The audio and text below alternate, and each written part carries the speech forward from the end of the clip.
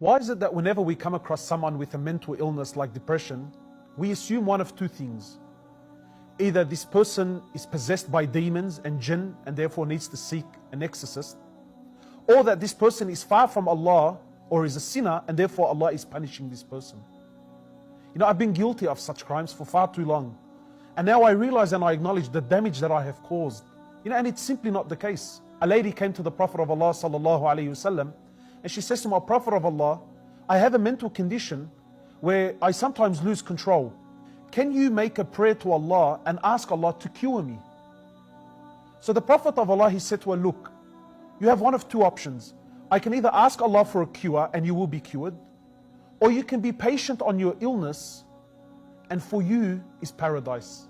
And the amazing thing is here that the Prophet of Allah acknowledged that she had a mental illness and did not tell her that no, that you are possessed by jinn, or that you are far from Allah, that you're a sinner and that Allah is punishing you. My brothers and sisters, the World Health Organization states that 1 in 4 people will be diagnosed with some sort of mental illness at some stage in their lives. These are statistics that we cannot ignore. Mental illness is very real. What is mental illness?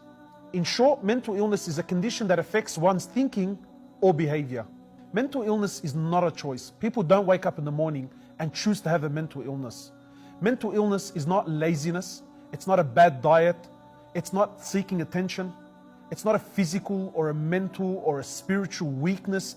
Mental illness is very real.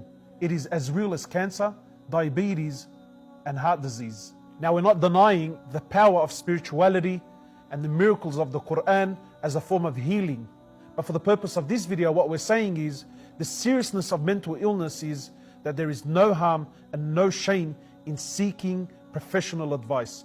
In fact, Allah subhanahu wa ta'ala says in the Quran that ask the people of knowledge if you do not know. And our Prophet has said sallallahu alaihi wasallam, and this is the blessing of Islam, that seek the cure of your illnesses, for verily every illness that Allah brings down, He also brings its cure along with it. So please, if you feel in any way, shape or form that you may be suffering from the symptoms of mental illness, do not be afraid. Start a conversation with your GP, with a psychologist, with a social worker. Go seek professional help.